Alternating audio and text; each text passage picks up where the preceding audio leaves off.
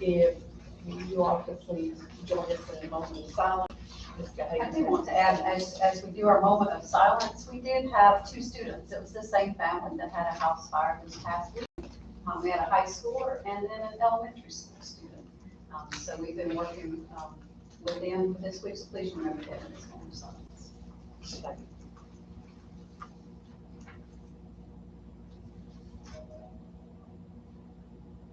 Thank you. All right, tonight I'd like to recognize Mr. Eric Blackwood, principal at Madison Early College. He's going to lead us in the Pledge of Allegiance.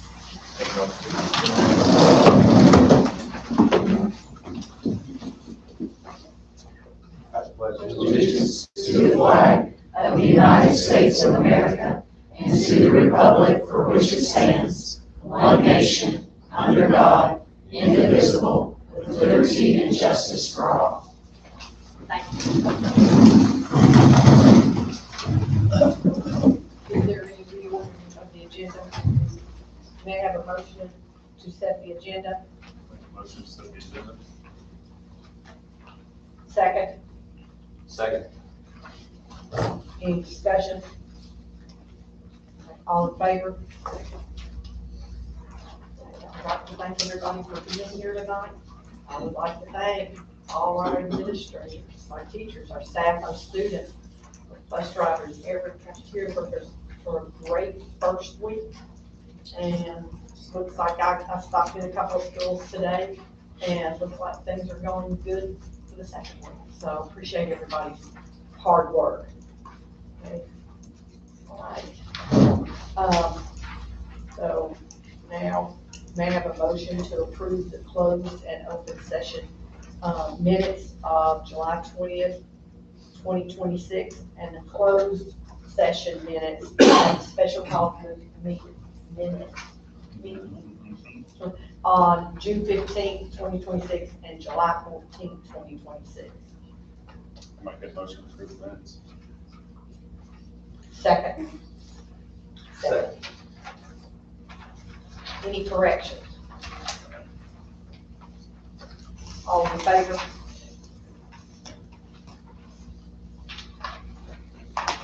Ms. Kennedy, you'll give us a superintendent's report. Absolutely. I'm excited about our superintendent's report. We've got some great things on here. So the one thing I would love to do is welcome Miss Karen Sumner. And she's here from MCAT. And I love looking at Karen because Karen and I actually went to school together in elementary school all the way through high school, and a former graduate of Madison High School. So it's wonderful to have you here, but I'm going to turn it over to you to recognize one of our wonderful employees. All right, you guys can just come right on up and then we'll get with you and get pictures, all that great stuff. Thank you. And before I start reading what we have tonight for Caitlin, I just want to say it's Karen Shelton Sumner, and I am a proud graduate, 1989 graduate of Madison High School.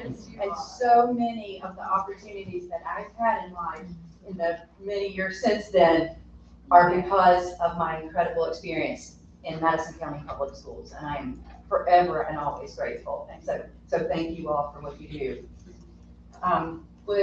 Let's see. All right, so now I'll be more official. Good evening, Superintendent Hagan and members of the Madison County Schools Board of Education.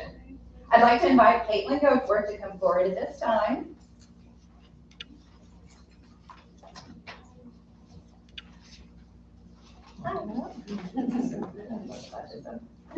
On behalf of the North Carolina Center for the Advancement of Teaching, it is my privilege to announce that Caitlin Goforth, a food and nutrition teacher at Madison High School, has been selected as a finalist for the NCAT 2027 Burroughs Wellcome Fund North Carolina Career and Technical Education Teacher of the Year Award.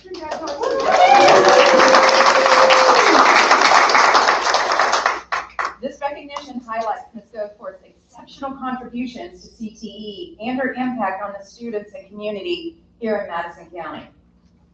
I'd like to recognize Christina Lowe, principal of Madison High School, and Haley Hoff, Madison County Schools Director of CTE, for their support of Ms. Goforth as well. It takes a village. I would also like to thank the North Carolina Department of Public Instruction and NCACTE for their partnership in this work. Joining us tonight to help honor and support Ms. Goforth is Kim Sexton from DPI. Congratulations. The CTE Teacher of the Year Award was established to celebrate and honor the innovation, leadership, and dedication of CTE educators across North Carolina. This award recognizes teachers who exemplify the highest standards of excellence in preparing students for college and career pathways and supporting workforce development. Ms. Goforth will be attending a week of professional development in October, and where interviews, portfolios, lots of professional development will happen to determine the next North Carolina CTE Teacher of the Year. On October 29th, NCAT will celebrate all finalists and announce the winner at a recognition event at the Concord Convention Center.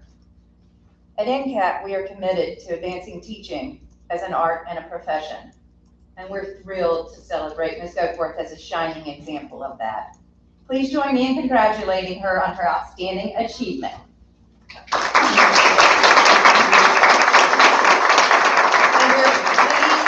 And we're pleased to hand you a certificate recognizing you as a finalist for the NCAT 2027 Burroughs Welcome Fund CTE Teacher of the Year for 2027. Thank you for being here tonight to celebrate this incredible educator. One of the things I've learned in the years we've been doing the CTE Teacher of the Year is the incredible impact that our CTE programs have on not only our students, but the entire community and the future of our communities. And it really is incredible work, and we're so appreciative of it. Appreciate Madison County Schools for recognizing Caitlin Goforth and the NCAT CTE Teacher of the Year program. Thank you.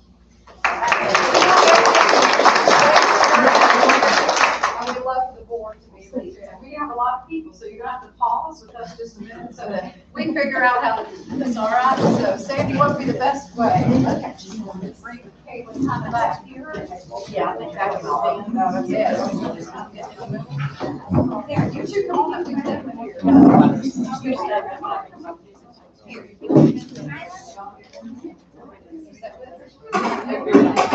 Get right in. He wants to get in here too.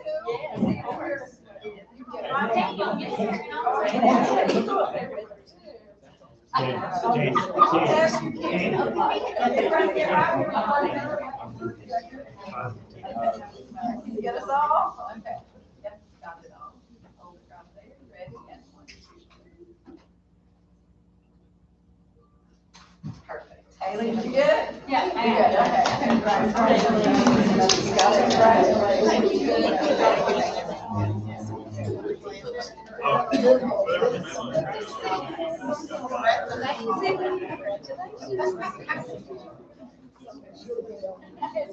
I like it with y'all together.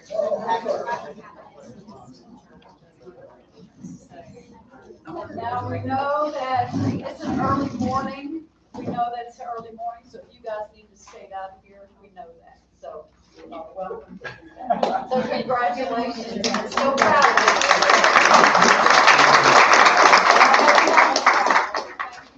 Thank you all so much, so much. And the great thing about Caitlin is I can call her and I can say, I know I'll embarrass her, she's walking down the hall, but even for Dr. Hoffman's retirement, I was like, Caitlin, he loves this, this, this, and this, and she's like, we'll just make them, don't worry about it. So many of you that attended his reception over there, they made the goodies that you ate. So she's wonderful, absolutely wonderful. All right, and another person that I enjoy spending time with is Mr. Graham Fields, but he's done a ton for us as well. So I'm just going to turn this floor on over to you so that you can, I hope your day has not been as stressful as it was the other day. It has, and I want to start by just saying thank you. My name is Graham Fields, blessed to be part of the executive team at Advent Health Hendersonville, soon to be Weaverville, serving this area, and I wanted to do two things. I wanted to thank you for all of your support. Superintendent, thank you for enduring an 8-hour public hearing. So last week, we, from 10 to 6 p.m., we had a public hearing about additional beds for the new hospital project, and Madison County Schools was an incredible supporter of that. You spoke very eloquently, talked a lot about workforce development and the opportunities, not just for our students, but for families here in this area. And so If I may, I'd love Superintendent just to give a basic overview of the project really quickly, maybe give you some timeline updates and take any questions that you might have. Thank you. First off, we are on time. You've seen construction right now. It looks kind of like a big dirt pile over there on 2570. But we are on schedule to start coming out of the ground for the medical office building. You'll hear that word MOB. It's about 75,000 square feet. And that building will essentially be all of our specialty physicians, surgeons, a lot of imaging equipment, things of that nature. So that building, you'll see the steel package come out of the ground. Remember, I'm a liberal arts guy from North Buncombe, so just know I'm just reading these things to you. The steel package comes out of the ground in October. So essentially in about a month or so, you're going to start seeing that medical office building come out. The hospital itself will really come out of the ground in December. The other milestone that I think will be interesting to the board and to the community is the interchange of 2570, making sure there's access with that left turn for my friends from Marshall, from Hot Springs, from this part of the county. That's going to start in February of next year. So you'll start to see, right now we have the privilege when you get approved for an interchange. What I didn't quite understand is it just means you get to buy the right of way and fund the interchange. So we now are the proud owners of the right of way of 2570. So you will have a protected left turn to get in. So all the access to the new hospital, to your hospital, will be at that interchange. So new timeline in terms of finishing. We believe we'll have the hospital done by the fourth quarter of 2028. Medical office building will be about a year from October when it gets started. So what does that mean? That means that you'll be able to go to the doctor before you go to the hospital. So as far as access for your staff and your faculty, your students, your families, other things, that big building the size of a Walmart, a Target, will essentially be able to offer those medical services access, like I said, before you could actually go to the emergency room and have surgery. And so I think that'll bring a lot of access. We're working very closely with Hot Springs Health Program. We want to coordinate and harmonize with that program. That's very important as well. The other thing I want to share with you is that your hospital is going to open with a neonatal intensive care unit. So we are approved for that. We will also open with interventional cardiology. So when you think about where a destination would be for EMS, for heart attack, things of that nature, we will be that stop for the community here. The other thing that's of great interest, I think, to all of us, is we're going to be hiring about 1,300 people, and certainly that will be in different tranches as we go along. But even as the medical office building opens, there's an opportunity to think about students, superintendent, to think about families, community, AV Tech, Marshall University, and really to say, how can we prepare for that opportunity to make sure these are local folks that are in those roles. I think that's going to build a greater connection in the community. I think people will be more comfortable.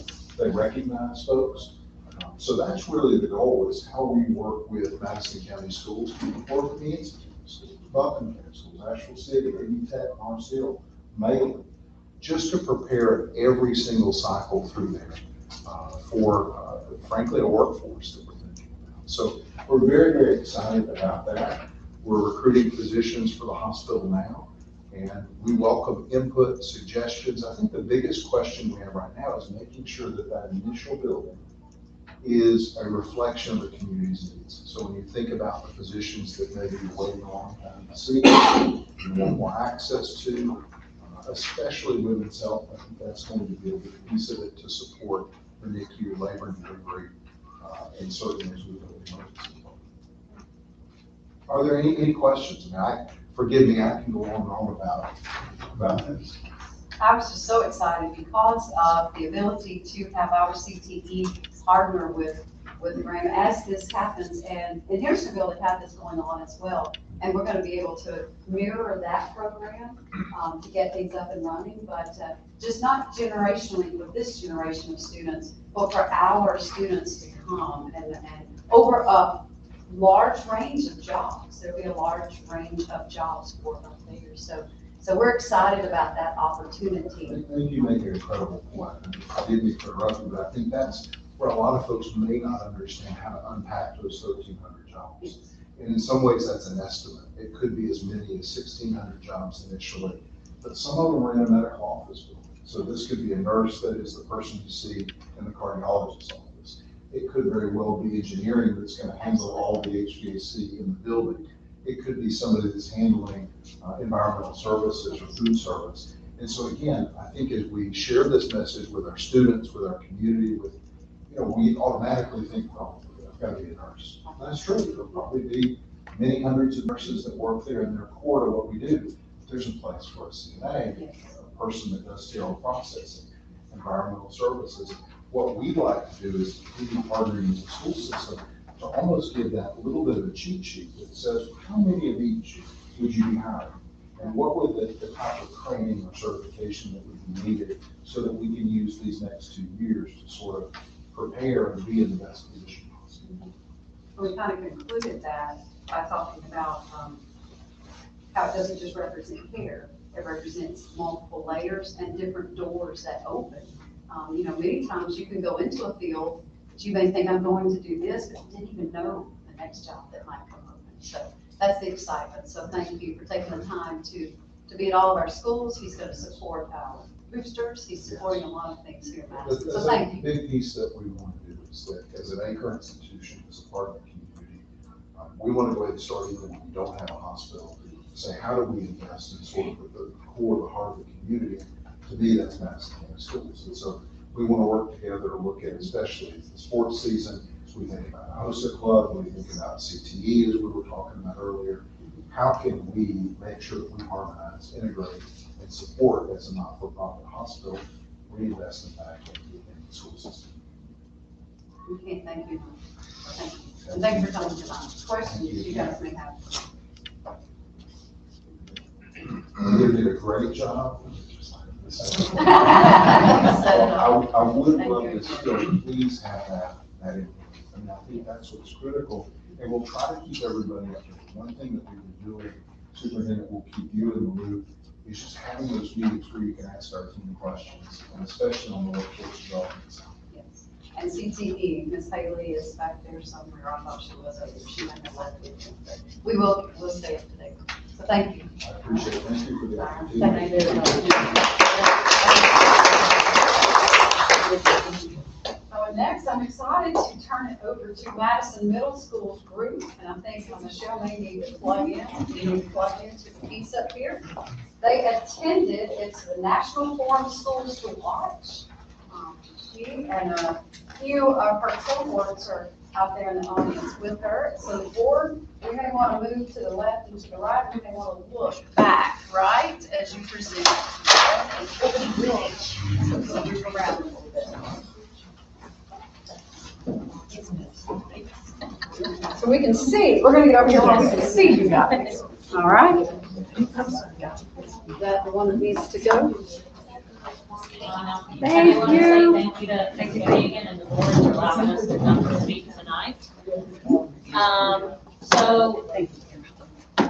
As Ms. Gagan shared, in June, I took this team with me tonight to the Schools to Watch Forum. It was held in Washington, D.C. This is the second time that our team has attended the conference. So last year we went just kind of learning about what the Schools to Watch Forum was, how we could, incorporate that into our middle school.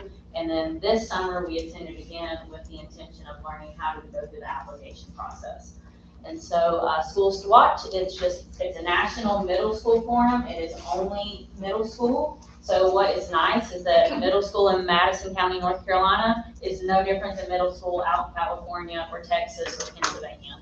And so it was nice just to be able to hear and network with other middle school administrators and teachers. And so at this conference, it's actually administrators and teachers that present to us. And so they've been recognized as the Schools to Watch. And so we are working through that application process currently. And Ms. Frazier, I think, handed you all the rubric that we have to follow. And so we are doing all these wonderful things at Madison Middle School. And we were like, hey, we want that recognition as well, and there's no reason why we can't, make that happen. And so the team's gonna share what we have done so far. I'm gonna let them share, because like they are the faces behind the magic for sure. But they're gonna share what we took away from that conference and what we're hoping to accomplish with, this application. Okay. All right, so I'm Noah, I'm going to 8th grade science over at Madison Middle. First off, what is the Schools to Watch designation? I think it's important to say that what it isn't is saying that you're a perfect school. What it is that you're a school that is dedicated to always improving yourself. And what the Schools to Watch does is give you a pathway of improvement in the areas of academic excellence, developmental responsiveness, social equity, organizational structures, and supports. This pathway allows the school to become the best that it can be, and also get the recognition for the work that's happening there. Any school in the country can apply to it, but currently there's only 20 states that are in the program. So how do we become a school to watch? My name is Alicia Frazier. I'm an 8th grade middle school math teacher, and I'm very dedicated to Madison County Schools. I love it. I thrive for it, specifically middle school. So that's step one. You got to be dedicated. Step two is we have to do an application process, and to start the application process, we actually did a survey. You all have the results of the survey as a school board. All certified staff completed the survey. We had to get up to 80% compliance with that completion, and so we did that rather quickly. And it's very specific questions. So it's things for teachers or staff that have been there, that have seen the school system. We didn't ask any new hires or any DTs to fill it out because they don't have the knowledge to do that. And that's step one. And when we say academic excellence, it doesn't mean that all of our students are at a level 5 on the EOG. It means that we're doing stuff to strive for that academic excellence. So stuff like tier supports and things of that nature that we're really working through with our MTSS process. And ensuring that our students are getting the education they deserve. And so then once that information came back to us, Ms. Stevens and myself sat down and looked at the data, and we discovered that we needed to do some work in certain areas. So we set some goals for ourselves. Part of that application process is that we actually have to write a narrative. So there are different sections that each one of us on our Schools to Watch team are participating in, as well as our SIT team and our lead teachers are all taking a part in writing this narrative.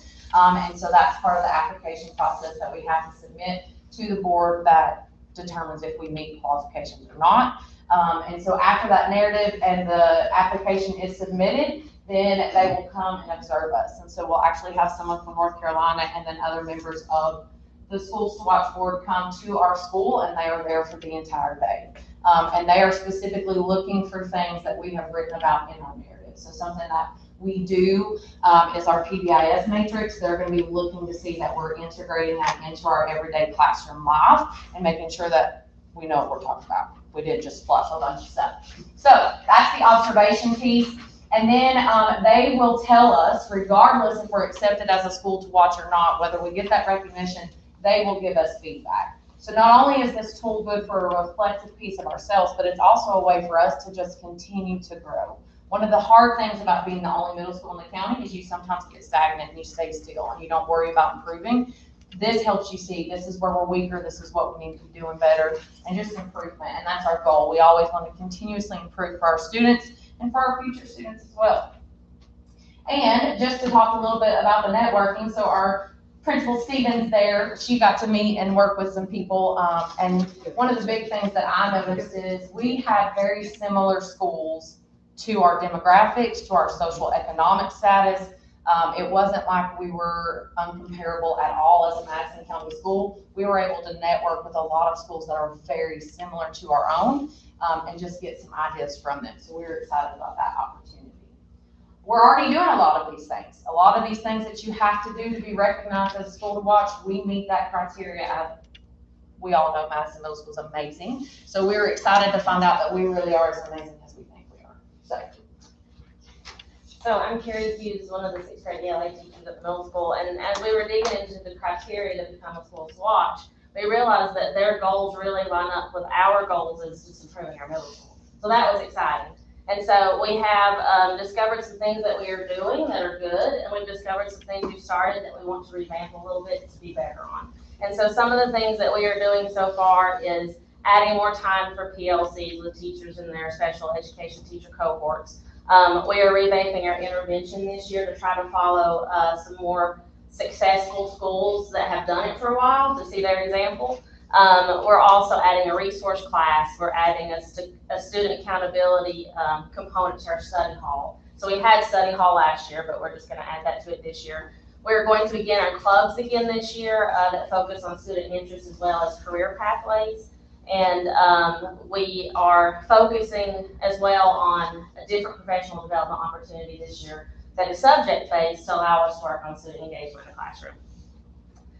The second tenet is developmental responsiveness, which pretty much means we just try to help our kids in every way we can, all the time, which is what we all do at Madison County Schools, right?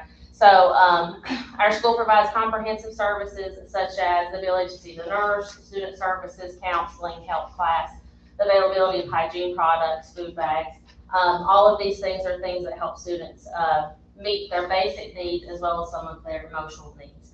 We are also striving to continue working on our Family and Community Alliance and put a lot of work into that in the last couple of years by having the Safe Treat at Halloween, Lunch with a Loved One, events like that. Our student procedures and routines are pretty consistent. We obviously have to have some school schedule changes eventually with weather and stuff, but the kids know what they're supposed to be doing and where to be.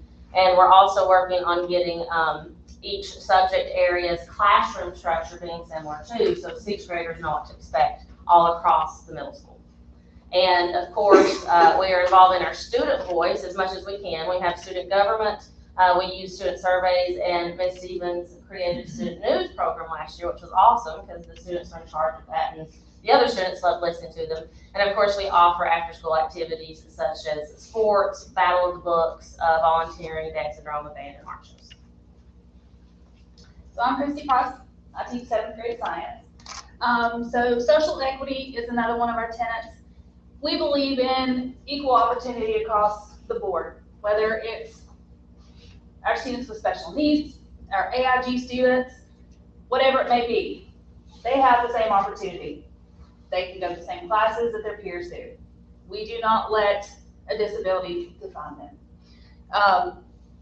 Last year, we did do a lot more opportunities for our AIG students. They were the ones that led Patriot News. And they were great leaders. Our kids are like, hey, those guys are doing the news. I can look up to them. Student government, that was another group. Our kids are like, hey, you're on student government. I can look up to you. And that is where we take the role off of us and put it back on our kids. They need that leadership role. And that's where the equal opportunity comes from. Student community is well known. And then we make sure that transportation and meals are provided to those that need it. If there's a specific need in our school system, we make sure that it's met. And then organization structures and processes. We have a major goal at the middle school to have administration and school leadership working together. Whether it's our SIT team, PBIS, team leads, safety committee, we all meet as a group. And this year, our SIT team and our team leads meet together because a lot of times what team leads here, SIT also hears. So it's important for us to be together and talk and more brains to work together. MTSS. MTSS is a big part of our school.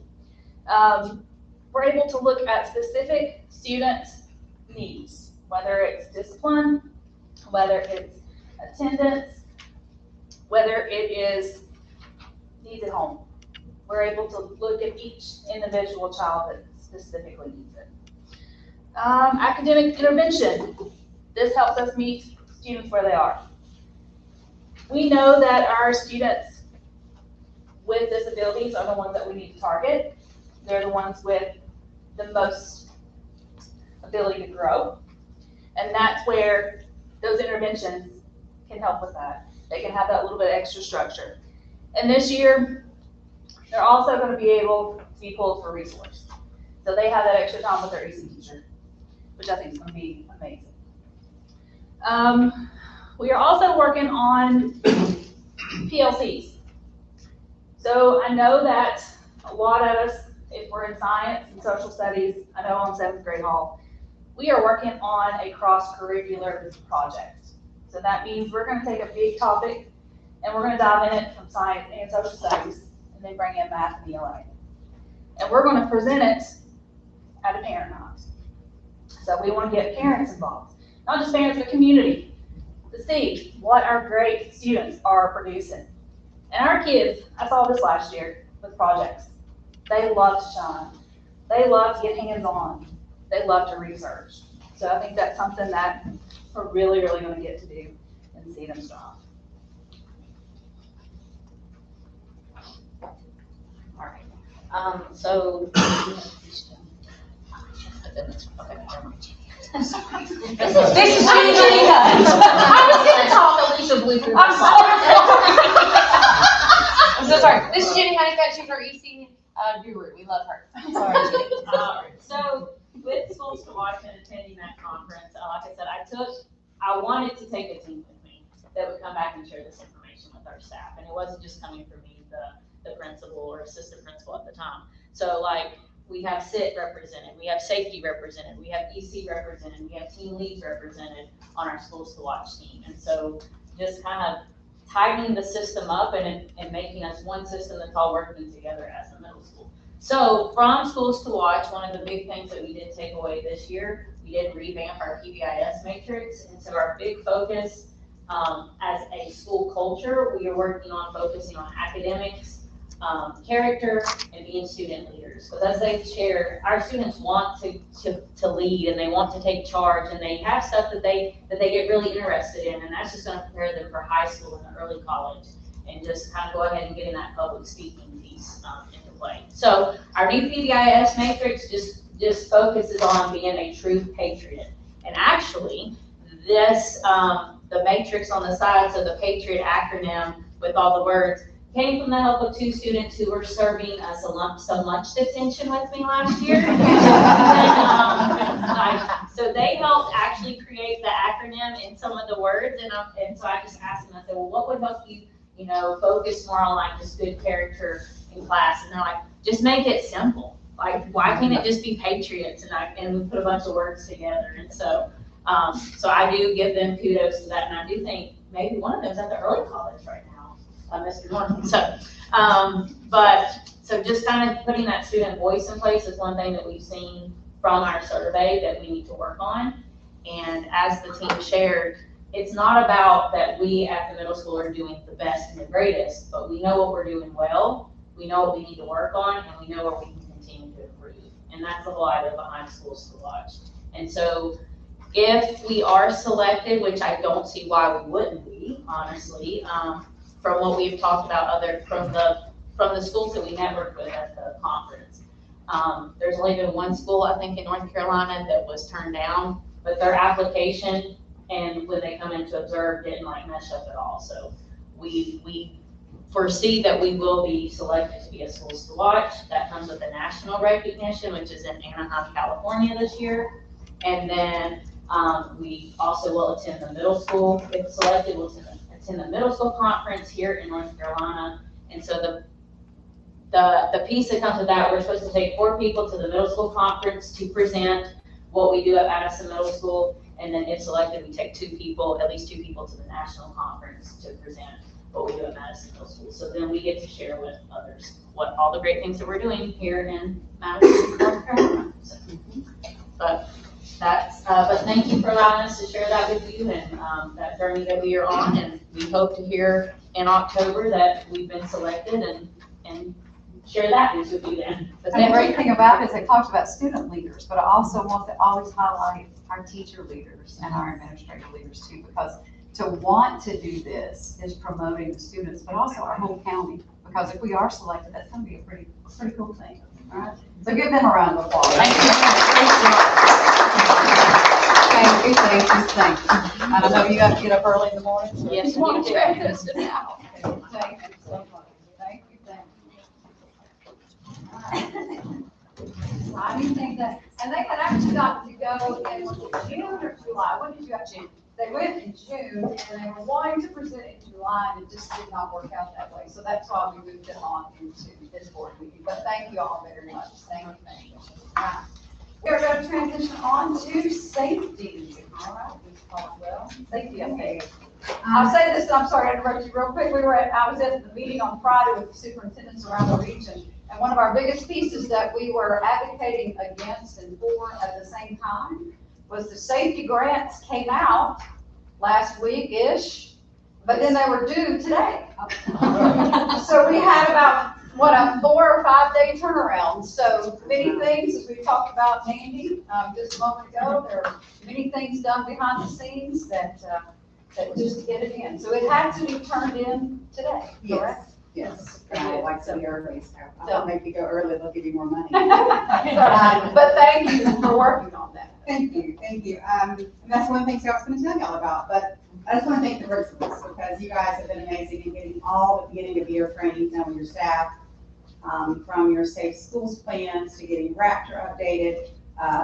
Noe McCone right here is a safety guru at the middle school and reach out about several different things that they need. And so I just appreciate that. I mean, every school's communicating with me about safety, SROs, principals, staff, everybody. So I do appreciate that. And it's the time of year, and I hate that Andy left, but the time of year where I go and visit every principal and SRO and walk around the building, and then I end up sending Andy a very long list about things that we need to work on. And he's thrilled about that. And so that's happening in the month of September. I will be visiting principals and SROs and we'll do our safety walkthroughs. Protecting Our Students Act is under House Bill 142, where it prioritizes student safety against sexual misconduct.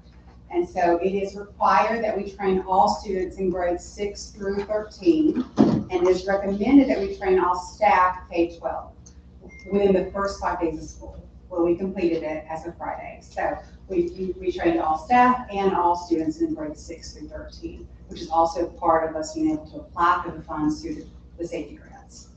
So that was completed, and then I'm just hopeful they will open up the safety equipment grant that we've been waiting on for over a year. So that's next. Thank you. Thank you, thank you. It's a lot of work behind the scenes on that, so thank you for always doing that. Ms. Hudsinger, I think we just had a little bit of stuff to get ready. Just a little, just a little. Yeah. And she gets plugged up. We just wanted to say, we had such a great start. Everybody was ready to go, but all of that goes through the planning over the summer. And our principals and our staff and our teachers getting time to, over the summer to get things really rolling. So thank you, Susan, for getting all of that together and ready to go. Yeah. Oh, there it is. Don't breathe. I'm just going to take a minute to share some curriculum updates, and I've just got pictures so you all can see what we're doing. Just talk a little bit about what we did this summer and looking ahead to the 26-27 school year. So, in order to do all the things we do in curriculum, and there's so much, as you know, that has to be done. And, so we've worked on goals, and, there's this big goal about strengthening educator knowledge, advancing differentiated instruction, and building capacity to empower learners. That's a lot, but to shorten that, know more, teach differently, build capacity, and impact every learner. That's what we're trying to do. And in order to do that, that came from lots of surveys from teachers, lots of time with administration, lots of time talking to students about what they want to learn and how they learn.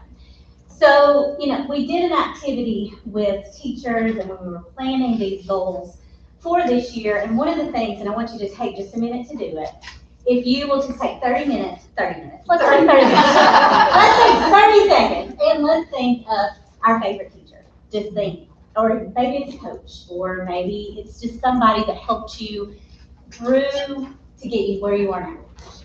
And think of those characteristics that represent that person. Anybody want to share one? I had a fourth grade teacher, Miss Cleveland, at Armstead Elementary. Yeah. And it wasn't necessarily academic, it was just fourth grade was a really hard year in elementary school, and she was just great. Exactly. And so, just knowing somebody that has the knowledge that can help you through those difficult times. Anything else? I have a teacher named Amy Caldwell, my fifth grade teacher. Mm-hmm. First teacher, I felt like she believed in me. Yeah. And that changed it all. Exactly. And so all those things, and as I was like, scan the room, I noticed that you smiled, your shoulders kind of dropped, you're like, oh, okay. So remembering those people are really important. I had those people. My daughter has a person right now. For example, she's in 10th grade, and we're in the car, I'm driving down the road, and I was like, what's your favorite class? Who do you like? And she goes, I like Miss Worley and math, and I almost wrecked the car because we don't like math in our house, but I like math, she doesn't. And so, but I asked her, I said, what is it about Miss Worley's class? And she says, she knows how to help me learn math. Like, she knows. And I thought, who knew?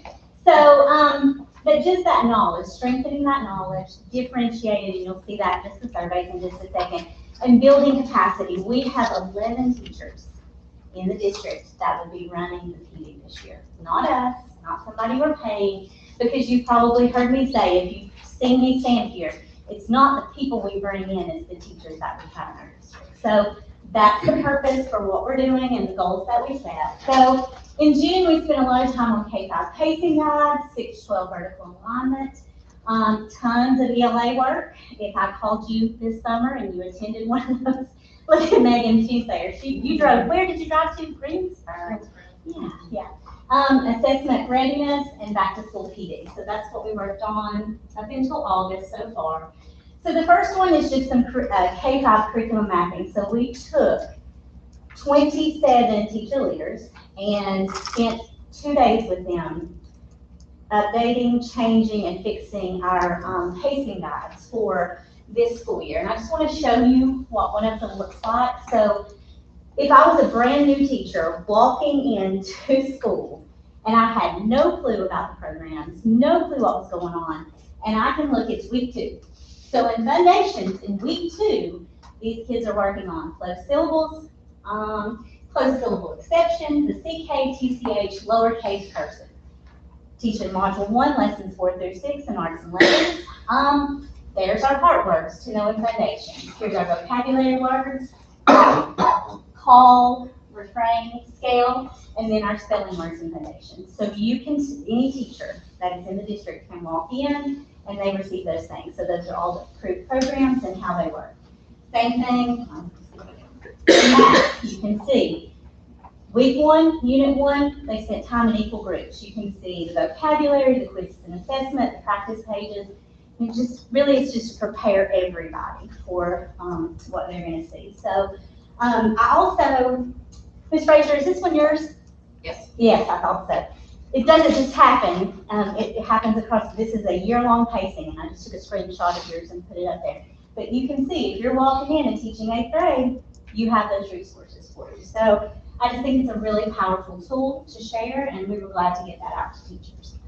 6-12, we spent some time on our math standards and our ELA rollout, and we'll talk about those a little bit more here in just a second. And then summer reading camp. So this year, and every year, we do a summer reading camp for 2nd and 3rd grade.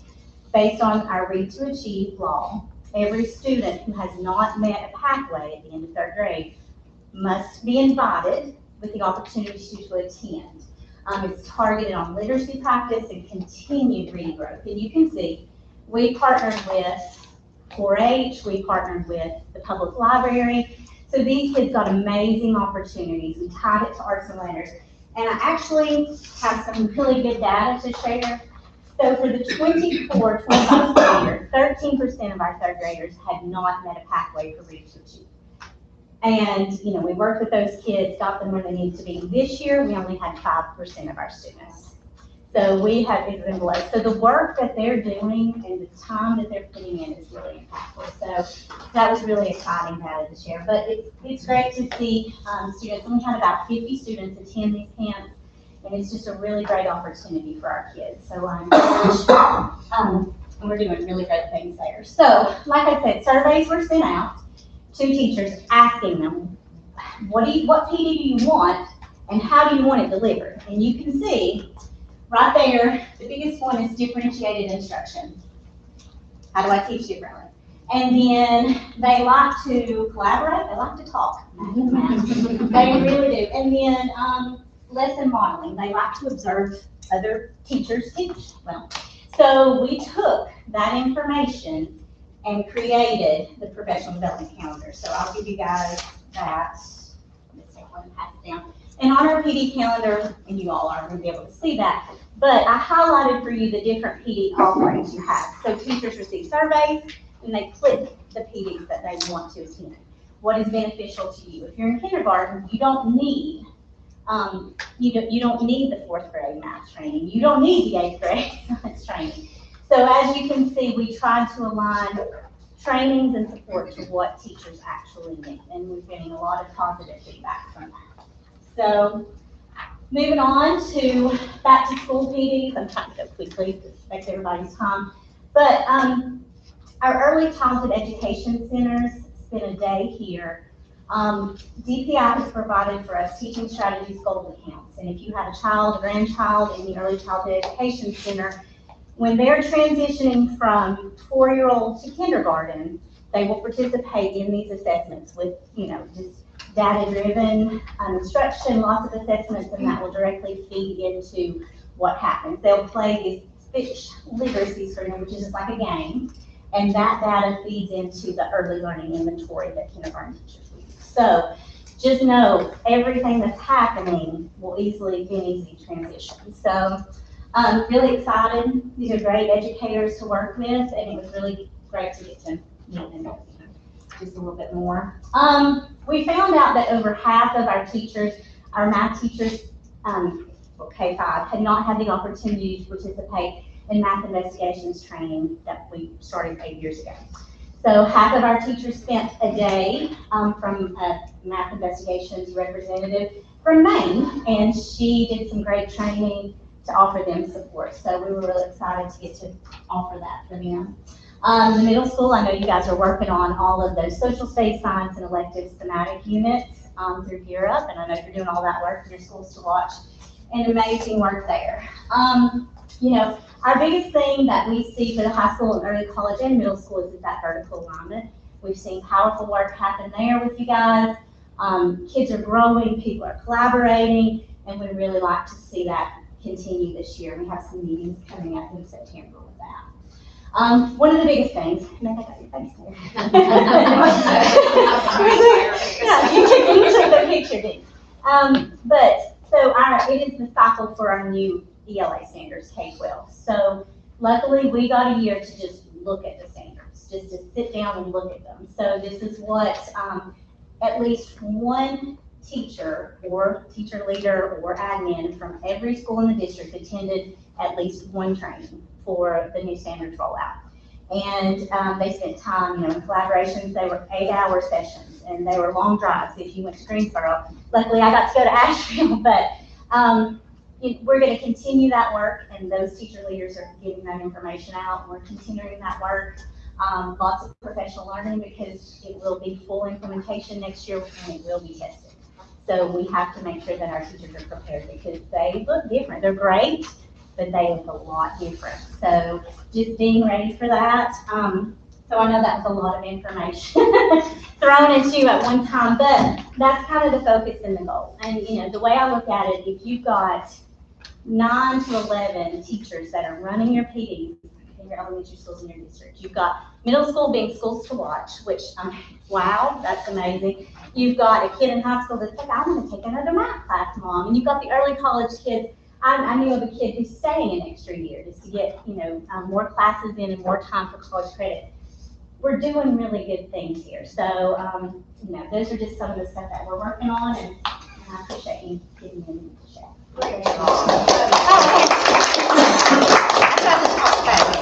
And you can see people get excited about a lot of things. She can get excited about curriculum. And all of that took place what? Like all year long, or was that this summer? June, July, yeah, just now. Great job. Great job on that. So what we're going to do now is I get the fun part of this, just real quickly, just to update you on our first week of school, because it's absolutely wonderful. And Sandy's just going to guide it. You'll just turn around real quick. We want you to see some of the smiling faces. And she's got 2 or 3 of these. It's Tyler. If everybody look, no, I'm just kidding. He's just smiling, looking at you. Brush Creek Elementary School. I think that Daniel, where he's doing your social card around, and everybody, look, you've got everybody out there. Daniel, what else you want to share from out there, Brush Creek? Oh, it's been the best start to school that I've had in 6 years. About 6 years, so thank you, Daniel, for that. All right, let's go on, and here we go. It looks like Hot Springs, is that where we're at? Where are we at there?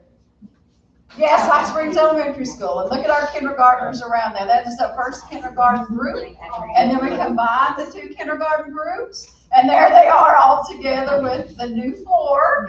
Yeah, let's go back one more time with the new floor in the library where they were all together. Now they're two different groups, and then their PTO kind of mapped that out. But Mr. McGregor, what do you want to share about Hot Springs? So I'm gonna piggyback, maybe one of the best weeks I've started in my career. But take that knowing that we are still missing a kindergarten teacher. Now you have. And I guess what I want to highlight with that is even though that we had some challenges, our community really pulled together and still made it awesome. So it still is one of those things, Tammy and I sit there and kind of pinch ourselves going, this is just amazing on how well, so it's just exciting. Great, great, great. Even Mr. McGregor, I think, was in a science lab. Where were you out there, just talking or in science? I can't see it. I know he likes science. He doesn't have his guitar, so I knew he was in music. How about that? I think that might have been second grade. All right, and look at this. At Hot Springs, the one thing, a quick thing I've got to share is they love those bus rides down there. And when I walked through that morning, they wanted to tell me all about the bus. And actually, it was a sad event. Mama had to land in the middle of Hot Springs that morning. But the kids were so excited because the bus just stopped so they could watch the helicopter land. And then they came on to school. So it was a great day. And then the garden down there. They love being in the garden. All righty, and here we are at the early college. Look right here. You got your teachers all excited. Look at their students. Like but there you go. Looking really cool there. They're doing all of their stuff there. And the great thing about the early college is you look for this terrible transition with traffic and student drivers and everybody getting everywhere. And I felt about like Blackman's face. No, I'm just kidding. But I looked out there and it was seamless this year. People, they were just great. And you got to go back home in a sense. Didn't you? What do you want to add? Well, just like everybody else is saying, it was a great start. And I'm just honored and pleased. And I certainly know from my time in middle school, but our adult team out there, our teachers, our custodians, all of them, our staff, they are a fantastic group, and that's really what makes the difference. It's not just one individual, it's the whole Great stuff. Yep. All right, where are we at here? That's still early college. Now we're up at Mars Hill, and they were so excited. I think they were doing a tour of the office, Jen, and she was just, I think, terrified of me having to go to the private principal's office. But 2 or 3 more things there. I think that looks like Kayla. Is that Kayla? And so that would have been 4th grade, right? Yeah, Kayla in 4th grade. Miss Mills, I don't know which room you were in there. 3rd or 4th? Yeah, exciting. And then that's 5th grade. I always know by the windows because you can tell by the windows going out of the other building. But look at the floors, though. The floors look phenomenal, and that's kindergarten. Miss Mills back in those classrooms, but everybody engaged and excited to be in school. So, Ms. Mills, what else you want to add to Marshall? I've had some wonderful conversations with students and families, and everyone's so polite. It's just so sweet. They've been wonderful. Yeah, and poor Ms. Mills had the thrill of getting to have WLOS speak bright early on the first day. She really enjoyed that. I went to a soccer game over the weekend, and this little bitty 3-year-old came up to me. I saw you on the news. All right, and so then high school, they've had some athletic events up there. They've had, or is that middle school? That was because that's middle school classroom. Okay, so yes, that was totally. But this looks like middle school. We'll just transition to middle school because they've been outside, they've been inside. Dance and drama is rocking it out. I went to her class. She's doing phenomenal out there. And then the one thing I had the best time at was I got on 6th grade hall and we opened all those lockers. It won't work. I said, if you'll calm down, I promise you it'll work. It'll work. So we had the best time at the middle school. Ms. Frank, or Stevens, what would you like to add to that? We've had a very good transition in the middle school. Our 6th graders are getting settled in. Yeah. As you got to experience, it's always locker day. I told Megan, I said, trust me, get up there on locker day and just don't make stress about their lockers. But yeah, we've had a good start to the year. And really, it is really neat, like the report and all that stuff inside and outside. It was great. It was a great day out there that I got to go. But high school, go ahead and add, Miss, Dr. Lowe, add just anything. Well, we don't have a lot of pictures because we've just been having so much fun. They really have been good. Really smooth start.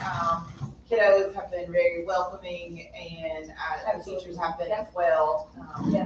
Just been running the hall, meeting all my new friends. So, learning a lot. I walked through all day today in the different classrooms and Didn't know you were there. engaged. I was on the other side of the hall, I guess. I did check in at the office though. Oh, that's fine. We were in other places, so it's been fun getting to see Miss Goforth in action and popping into those classrooms. So, yeah. And then starting the sports off really, really well. So we've been rocking and rolling. What we wanted you guys to see is not just from one school, but from all of them. You know, everybody came back with smiling faces and teachers ready to go. So I was excited. All right, we're going to transition on. Michael, if you want to talk or do the ADM, will that be okay? On the ADM, you'll see up on the screen, it's just pretty similar. Last year, we started with about 1986 on the first day, and we ended up at 1914 after December graduates. And then this year on the first day, we were at 2004, and on about the fifth day, we were like 1982, and I looked at that, I think we're back to 1984. So we're staying pretty stable with what we were last year. So, and the state allotted us at 1984, so we're pretty right on with what the state offered.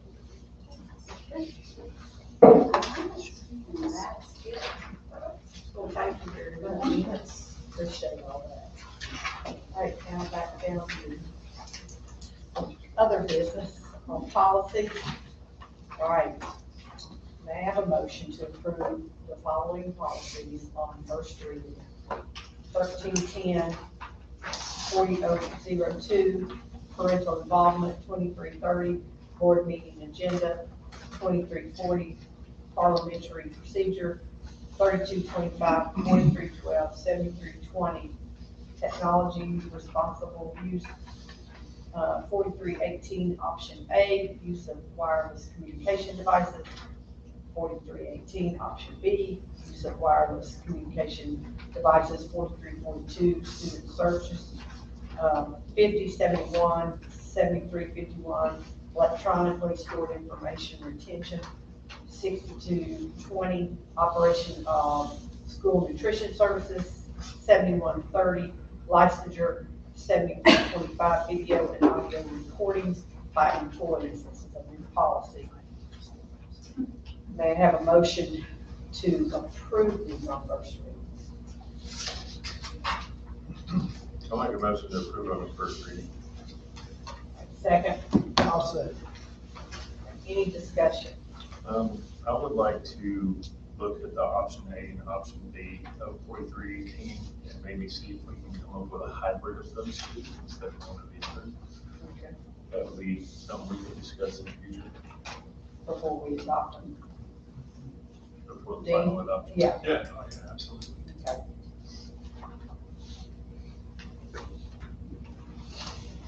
All right, so before the next meeting, if all of you want to look at option A and B and come up with something that you think you like, and then during work session, we'll go ahead and see what we can come up with.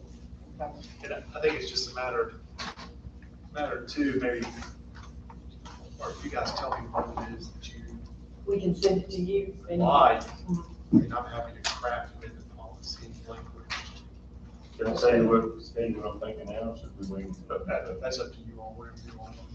You want to wait till a work session? Yes, because I would like to be able to do them more, and let's go over that. Okay. So,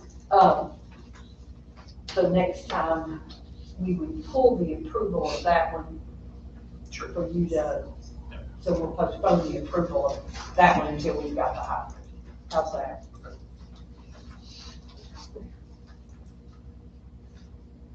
I wish the adoption of it, not the approval of it. Okay. Any other discussion? Okay. All right, all in favor? Mr. Wallen, will you give us the finance? DPI is finishing up our getting our funds out to us. We get a little more each week, so as soon as we get all those, we'll get you some reports out. And we have first teacher payroll this Friday, so once we get that in, then we can kind of really start to see where we're at. Bonuses will be going out in October, and there's different guidelines for positions. I'll give those out to y'all afterwards, so you'll just have one. We're thankful the commissioners did give us an increase in local this year. We're projecting, the bonuses are just at the state fund, so anything else you've got to take out of other funds. So it's gonna probably cost us about $50,000 to do the, local ones or federal ones, and then if we have these ECs in, that's gonna be another $40,000 to come up with. Marshall ECEC, both have got approved for CACFT funds, and so that means that we're getting reimbursed for their meals they serve in the centers, which is gonna help us with their budgets. And then Susan and I have been working on the Title I, II, and IV budgets, and hopefully we'll get those approved by the end of August. Thank you, sir. All right, may I have a motion to approve the consent agenda of personnel, the school resource officer program, MOU 8/01/26, the Marshall University Teacher Education Program, and Madison County Schools for 2026, and an LEA calendar waiver for 2027-2028 schools. We already have the waiver for this year. And I hear a motion to approve. I'll make the motion to approve those 4 items. Second. Second. All in favor? Mr. Coach, do you have any citizens?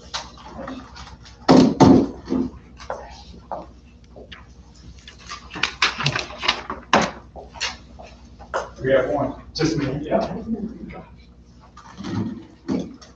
Well, first of all, congratulations to all on the successful start of the new school year. I appreciate the huge effort required across the entire school system to ensure that our students not only feel welcome, excited, and ready to learn, thanks to the dedication of our leaders, teachers, the free meal program, and efforts to make sure they travel to and from home safely. The learning journey for students these days is radically different than it was just a few years ago. Artificial intelligence, AI, poses both big challenges and opportunities for educators and students. How can we best approach AI? It's all around us, and we use it whether realizing it or not, whether we do a search on Google or speak to an AI assistant for customer support instead of a real human being. Personally, I keep AI at arm's length and haven't tried the many tools available, such as ChatGPT and so forth. My clients are using AI tools and find them to be very useful, and they're also continually looking for ways to use them safely and productively. Realizing I need to learn more about this topic, I asked for and received resources, thank you to our board chair and assistant superintendent. So I'm glad that Madison Schools has policies, some in first reading, about responsible use of AI, directing all school system employees and students to be AI literate, understand basic AI principles and applications, have skills to recognize when AI is employed, and be aware of its limits. I read through the policies and they seem sound. I also read and I'm impressed with the guidance on AI provided by the North Carolina Department of Public Instruction. It contains far more than I could summarize and do justice here. A few things struck me. Our students are already using AI, scrolling TikTok hacks, Snapchats, watching YouTube explainer clips, and so forth. Yet most of that exposure happens outside school walls without structured guidance on accuracy, ethics, or responsible use. And educators are at the center of teaching safe, ethical, and effective practice, ensuring our students learn about AI not just from social media, but from trained teachers who can scaffold critical thinking, equity, and responsible innovation across every grade and subject. The 7 durable skills outlined in North Carolina's Portrait of a Graduate: adaptability, collaboration, communication, critical thinking, empathy, learner's mindset, and personal responsibility are skills students need to thrive with AI, and what educational leaders must model in this moment of transformation. There needs to be a mindset shift also from restriction, blocking the use of AI out of fear of cheating, bias, hallucinations, or ethical concerns. These concerns are legitimate, but they must not paralyze progress. Instead, leaders must embrace a balanced, strategic mindset that centers on key principles: protect and prepare, empower, don't replace, and lead with vision and purpose. So I wonder how much we understand about AI as parents, grandparents, and other community members who care about our students. What is the role of the Board of Education, superintendent, staff, principals, and teachers in communicating with the community about their efforts in our schools to maximize the benefits of AI while protecting our students from those who would use it to nefarious ends? Thank you. Shake.